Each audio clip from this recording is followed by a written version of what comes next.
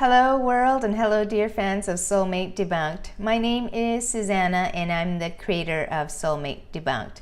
So I trust you're all doing well and enjoying the spring season now with the warmer weather and the sunshine. Personally for me, things are going great now, especially now that this Mercury retrograde is finished.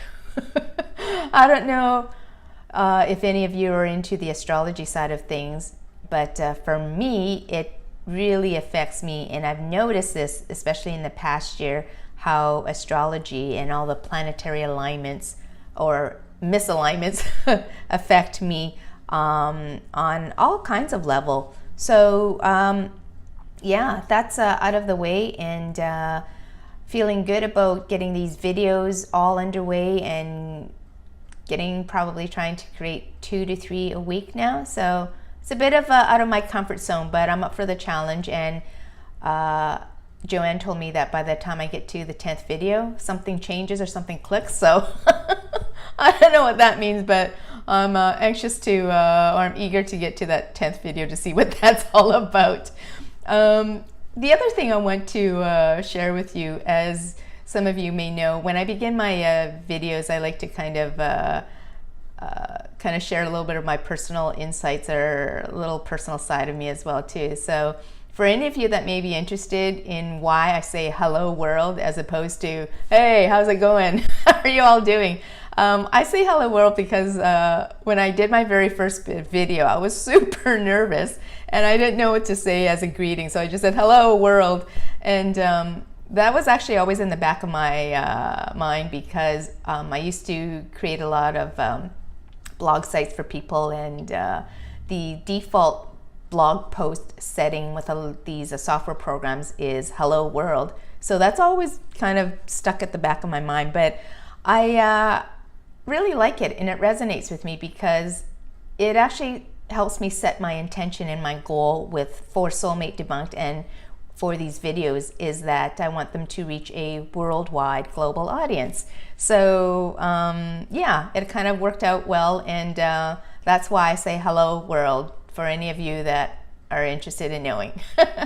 The other, and yeah, actually before I begin our video topic for today, which is how do I find my soulmate? So that's today's video topic. How do I find my soulmate? I want to actually share a little disclaimer with you in terms of these videos that I create and the topics that I discuss relating to love, romance, and relationships. Even though I focus on the practical and realistic side of things, I don't want you to get the wrong impression that I'm not a believer in soulmate. That is far from the fact. And in fact, I'm very much a believer of soulmates. I'm very much a believer of fairy tale romances. I believe that they can happen. So I believe that soulmates do exist, and that whole kind of romanticized version of it as well too. But I think what I want to share with you is that more often than not, that is not the case. Typically, things are usually a lot less romantic. They're a lot more subdued. They're not fireworks. They're not lightning sparks. They're not, this, I see you from across the room, our eyes lock and, we instantly fall in love. That can happen. And I've actually heard of instances where that does happen, but it's typically not the norm. And I guess my whole opinion of this is to not have us focus on that, because when we do and we have that fixated in the back of our mind, I think that when we meet people or we're in circumstances or situations where it's not the romanticized version that we want, then we somehow dismiss it more easily, and we're less reluctant to give it a chance. And so I'm here to say that I don't want that happening. I would like very much for people to walk away with understanding that it's okay if things are not glamorous at the beginning. It's okay if there's no sparks and fireworks. as long as, well, you feel that there's a sense of a connection, then start with that. And then you'll know as you get into the relationship more and more. But it's also important, that's why we always keep talking about finding yourself, knowing yourself, because you have to have that strong sense of yourself and your foundation and your beliefs, right, in order to differentiate, okay, well, is this person, you know, someone I should spend time or effort with? Is this situation something I should put time and effort in? And you'll know that if you know yourself well enough. You'll be able to distinguish those people in those situations, right? So anyways, that's a little bit of my disclaimer. I'm not going to say that anymore, but just wanted to let you all know that even though I talk about the real practical and realistic side of things, I am a firm believer in soulmates, and I do believe that they exist for sure. Otherwise I wouldn't be talking about all this. So let's begin with our video topic. How do I find my soulmate? I'm sorry, I'm just laughing because I actually having just said all that stuff previously, my answer may not resonate with some of you, or you may not like my answer. But the answer to that question is you don't find your soulmate. You don't actively go out and seek or pursue that person you think is a soulmate. You just don't do that. It's ultimately all about you. I want you to focus on your own path and your own growth. You need to focus on your own evolution. You need to heal. You need to evolve on a personal level. And it's all about self-love, right? We keep talking about that. And again, what self-love means is having the 3 areas in your life balanced, and that's physically, emotionally, spiritually. Physically, it's obviously about getting enough sleep, eating well, exercising. Mentally, it's about learning new things, being around situations or people that help you learn and explore the creative side of things. Spiritually, obviously, it's setting your boundaries, really practicing to listen to your gut instinct, your higher self, what they're saying to you, the messages that are coming across. So those are all kind of the things that are about body, mind, and spirit, right? So you need to get those in a balanced kind of scenario where you have to make sure that all 3 of those areas are being looked after. Of course, it's easier said than done. And, you know, personally for me as well too, physically, gosh, do I get enough exercise? No. Do I eat well all the time? No. I mean, we're humans, right? We have faults, and we're not perfect. And in fact, you know, we should be okay with not being perfect. That was another video topic with Joanne and myself earlier. But as long as you're aware of it, and you always kind of take steps to correct, and always keep pushing yourself to vibrate at a higher and higher and higher level, you'll get there. And so when you have those 3 areas of your life relatively balanced, or you're aware of them, and you're aware of the energy that you put out and your own energy, you're obviously, that vibration is going to attract that person, or you're just going to ultimately attract better circumstances, better opportunities, better things into your life, right? So that's just the standard thing about law of attraction, or about energy. Very, very basic. But the whole key thing is that if you focus on looking for that soulmate, you're really doing it from a outside point of view. So it's almost like the sense of feeling that, you know what, if I find my soulmate, then that person is going to complete me, or they're going to complete my life. And that's obviously not the case, just based on what I've talked about. It's all about you. You need to complete yourself first. And in order to complete yourself, you need to vibrate at a higher level. To vibrate at a higher level, you need to make sure that those 3 areas of your life are balanced, right? So, and I think it's also when we focus on the outside of things in terms of hoping that when we find the soulmate, then our life is going to be perfect, or that they're going to complete us. It's sometimes it's a very egocentric point of view, right? I don't want to scare many of you or say that, oh, you know, it's ego based. But sometimes when we find that someone, we want them to complete us, or we go in with the intention of wanting to complete them. So it's almost like we want to become a savior to them. We want to, we see the potential in them, and we want to help them rise up to their level. And our way of doing that is that we think that if we can help change their faults, or help them change their character or personal kind of goals and how they view things and all of that, then that they will rise up and that they will vibrate higher. So we go in with a good intention, but sometimes I think it's easy to overstep that and go into that mentality of wanting to be their savior. So we want to save them from themselves, and in doing so, if we save them and they feel better about themselves, or their life improves, and they feel indebted, or they feel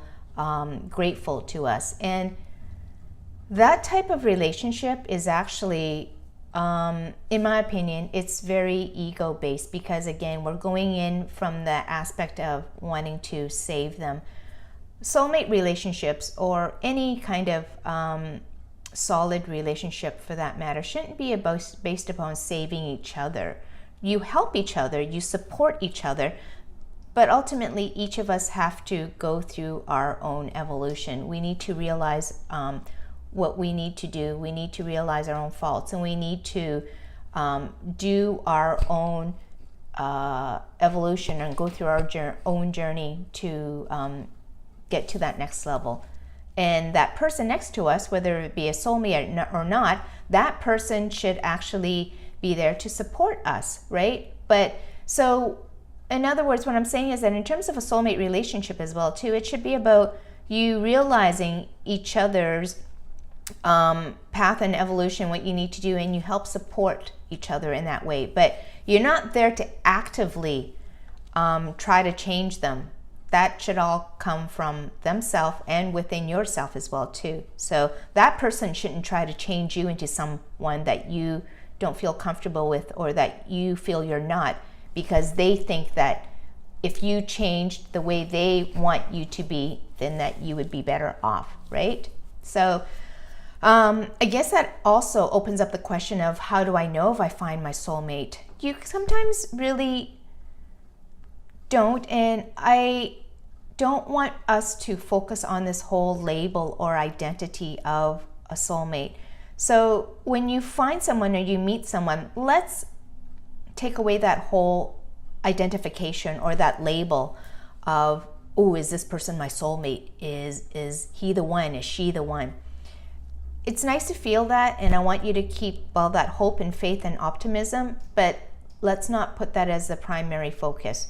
You know, if you know yourself well enough and you're centered and grounded in your core beliefs and in your own spiritual growth and learning, you will have a sense of, I don't quite feel a connection with that person, or yeah, there's something about them, right? We don't know at that point if they are your soulmate or not, but if you know yourself well enough, you'll know whether if you should give this person an opportunity or the time of day. And when you are in a relationship with someone, don't keep putting this label or this kind of idea of trying to figure out if they're your soulmate. There's no checklist, of what qualifies someone as a soulmate or not. It's about you and how you feel, and that other person as well too, how they feel about you. So again, I don't want you to focus on the outside side of feelings in terms of, you know, does this person make me feel whole or complete or happy or joy? Because if this person makes me feel that way, then they must be my soulmate. Then I must have found my soulmate. That is not the case. And when you feel that way, you are actually out of alignment. So again, focus on yourself. Focus on your own needs, on your own growth and your own evolution. And I guarantee when you figure yourself out, when you know what you are about, everything else will seem actually, the answers will actually come quite easily to you. You will have that sense when you walk into a situation, this doesn't feel right, this feels right. When that person walks into your life, something feels right or something feels great. But let's not put labels behind that, because just because someone walks into your life, you have a connection with them and things feel great and you feel great, that person, you know, that person is not necessarily the one. It's not your soulmate necessarily. So in this video topic, I guess, does tie in with my previous one as well too, about sparks in chemistry, right? So let's not get so fixated and hung up on labeling a person when you first meet them. Are they my soulmate? Or how do I find my soulmate? How do I know if it's my soulmate? Don't put focus on the labels. Focus on how you feel, okay? So hopefully that helps you answer the question of how do I find my soulmate. It's not the most glamorous answer, but I think it's the most practical and realistic approach to this whole idea of soulmate, love, and romance. And again, I think that I want to let you know that they do exist. Soulmates do exist, you know, but don't focus on that whole aspect of I need to find that person. I need to find my soulmate. You need to find yourself first. And then your soulmate will find you. Trust me on that. So anyways, I hope you enjoyed today's video topic, and I hope it was helpful for you in some way. Also want to thank you again for those of you that tuned into my previous video topic, and for those of you that have followed or subscribed to my YouTube page, thank you so much.